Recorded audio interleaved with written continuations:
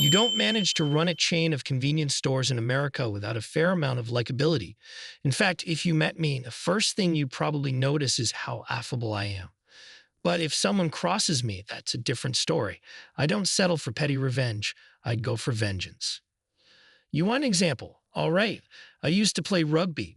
Occasionally still do. I was a lock, one of the second row forwards. Tall, solidly built, reasonably quick on my feet. During one game, I was chasing down a high ball when this lumbering, loose head prop, the number one, smashed into me midair. I landed hard, wrecking my shoulder and sustaining a mild concussion. The referee called it accidental, but I wasn't convinced. The trainer subbed me out to assess my shoulder, and a team doctor eventually cleared me to return. When I got back on the pitch, that big guy gave me a smug grin, enough confirmation that his hit was deliberate. That's when I made up my mind. During the next scrum, I made sure to send a message. He didn't know for sure that it was my fist that caught him, and the ref didn't see it either, but that was just the beginning. As it turned out, fortune smiled on me that day. Their number one got the ball and lumbered into a run, and he was brought down quickly. While the ruck formed, he managed to set the ball back cleanly for their scrum half. The scrum half took his time trying to organize his backs. That's when I saw my chance. I drove up from underneath my opposite number in the ruck, catching him off balance and sending him sprawling into their number five, who then tumbled onto that loose head's arm. Unfortunately for him, his hand was on top of the ball at that moment, and the combined weight of the two of them fractured his forearm. When the dust settled, I came up with stud marks on my face and neck. Someone's boot had caught me while nursing my shoulder again for good measure. The officials didn't spot anything suspicious, and as their number one was helped off the field, he gave me a hard look. You couldn't quite piece together if I'd had anything to do with his injury. It didn't matter to me, I knew, and that was enough. I'm not reckless enough to start a vendetta, though. I got lucky that time. The opportunity presented itself, and the result exceeded my expectations. Honestly, I just hoped they'd slow him down enough for me to deliver a hard tackle later. But you get the point. Cross me, and I will make sure you regret it. Managing the accounts for my stores gives me a solid understanding of what sells when it sells and how the cash flow moves through the registers. I'm quick to spot irregularities at the till. Most of my staff are women, wives, single mothers, and students not exactly big earners with disposable incomes. To minimize temptation, I offer them a generous staff discount and allow them to take home any expired food in the understanding that it's for personal use only. Essentially, I make it so stealing from the store simply isn't worth their while. I pay above average wages, but the real value for them is in those perks. So when I noticed my wife, Sandra, withdrawing significant amounts of cash from our joint account, I paid attention. I do well from the stores, so I never had a problem with her spending money. But she rarely used cash. We don't bother with credit cards. Typically, she just uses her debit card. That's an important thing to know about me. I'm quite detail-oriented. The second important thing is that I really loved my wife, deeply. Before I concluded she might be stepping out on me, I decided to find out exactly what was going on. I owed her that much, and I owed myself that much too. All right, I'll admit it, I was already in a headspace where suspicion was creeping in. That's part of the vindictive side of me. I assume the worst. Still, my rational side keeps me grounded. Maybe there was a good reason for the cash withdrawals. Gambling a gift for me or something else? I have installed full CCTV and security systems in my stores, cameras angled over the tills that are nearly invisible unless you know exactly where to look. But was I ready to start bugging my house? That seemed obsessive even for me. Instead, I decided it'd be smarter to wait until she was out and see for myself. I needed some real data before I made my next move. I took a walk down our town's high street to clear my head. I ended up at a phone shop, gazing at some new software that could download all the contacts from a SIM card onto a computer for easy backup. That sparked an idea. If I could download everything from Sandra's phone to my computer, maybe I'd find a clue about what was happening.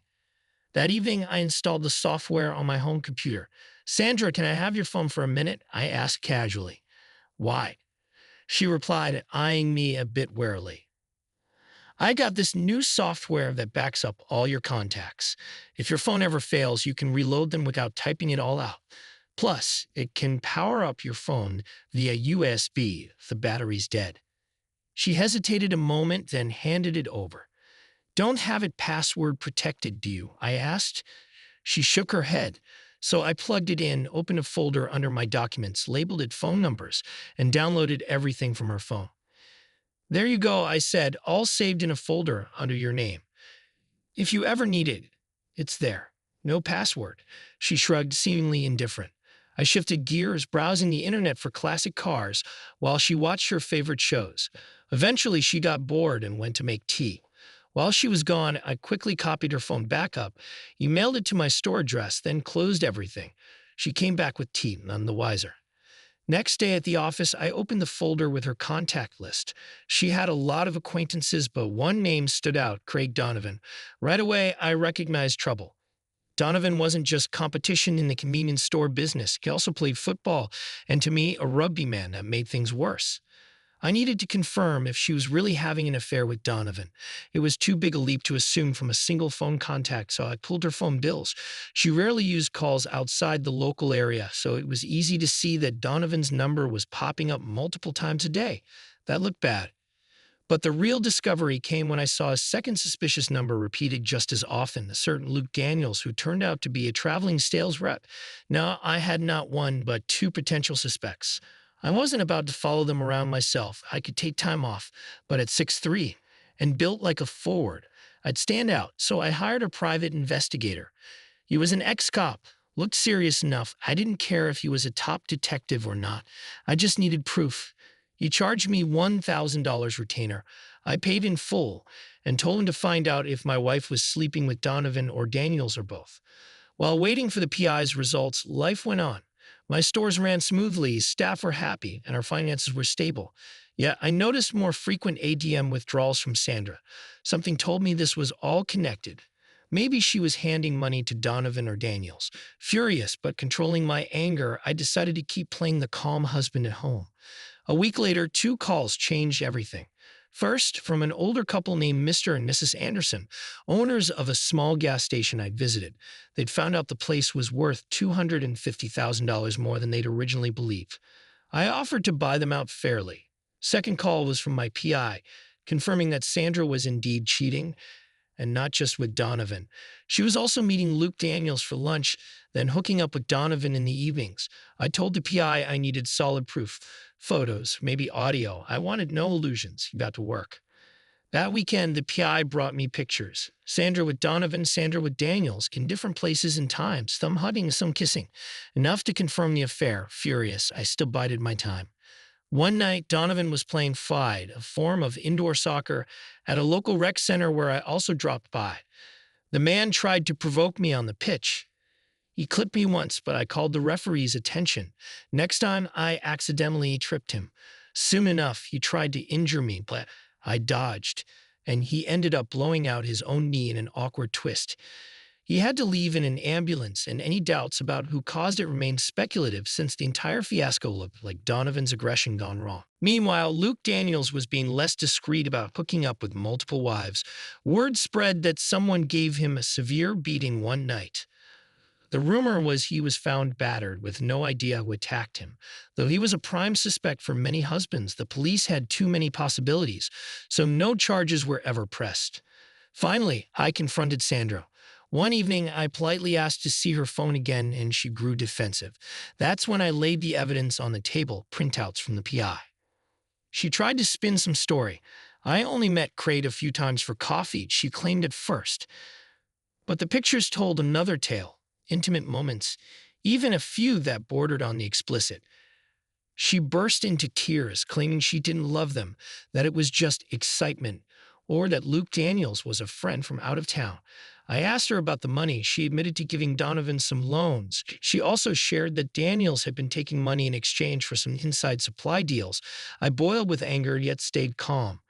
Pack your things and get out, I said. I gave her a cardboard box and a bin bag. Whatever you can carry, take. The rest, arrange a time to pick up. But I'm done. She sobbed and begged me not to do this, swearing she'd cut them off. She promised to do anything, quit going out, sign a post-nup, hit therapy.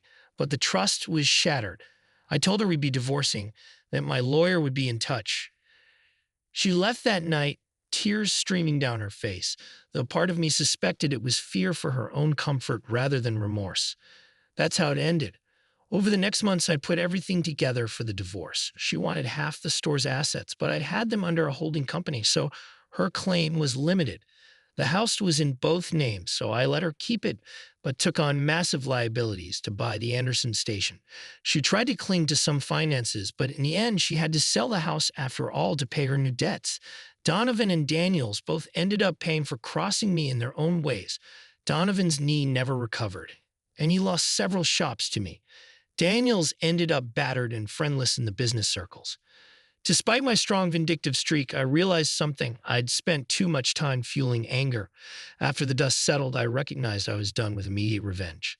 I just wanted to move on. My stores thrived. I expanded further, and I took up new hobbies: hill walking, dancing, traveling in Europe. My free time is now truly free, unburdened by suspicion or marriage conflicts.